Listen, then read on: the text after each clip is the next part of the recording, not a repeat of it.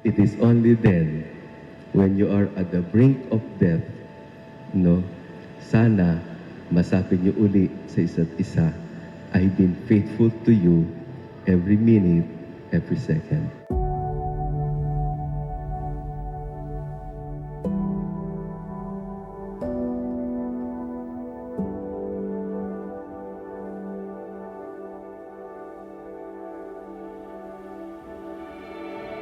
Gerald, for almost 6 years of love, God prepares us for this day.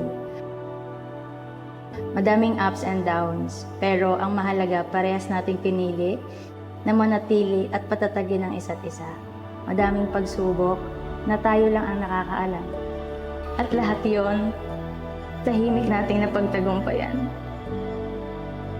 Let the scripture guide you in your quest for family fulfillment. So araw-araw, you start the day with that commitment to love. Okay?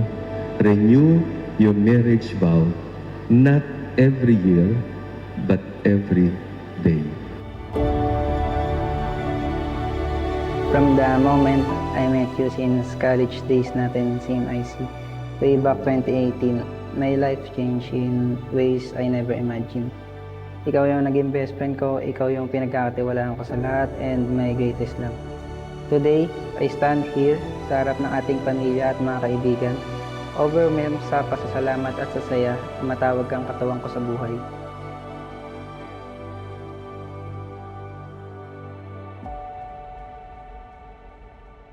Sabi mo nga, ang breakfast niya ay I love you. Huwag kang magsawa na ito ang maging breakfast ninyo araw-araw. Ang salita na mahal kita.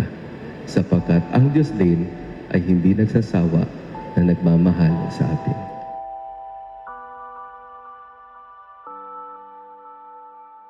Sa wakas, hindi mo na ako kailangan ihatid kasi sabay na tayong uuwi sa bahay. Lagi nang buo ang araw ko sa pagising ko sa umaga at bago ako matulog sa gabi. Ikaw ang makikita ko. I am so excited to build a happy family with you.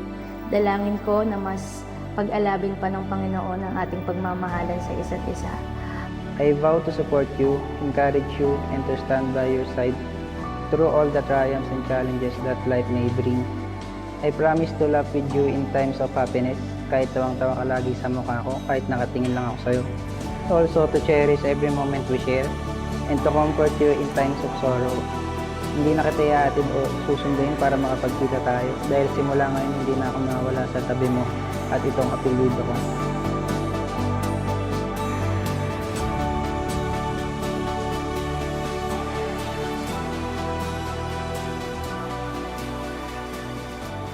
Pangarap ko lang noon ng sariling bahay at sabay natin yung tinupad dahil my dream home is where you are.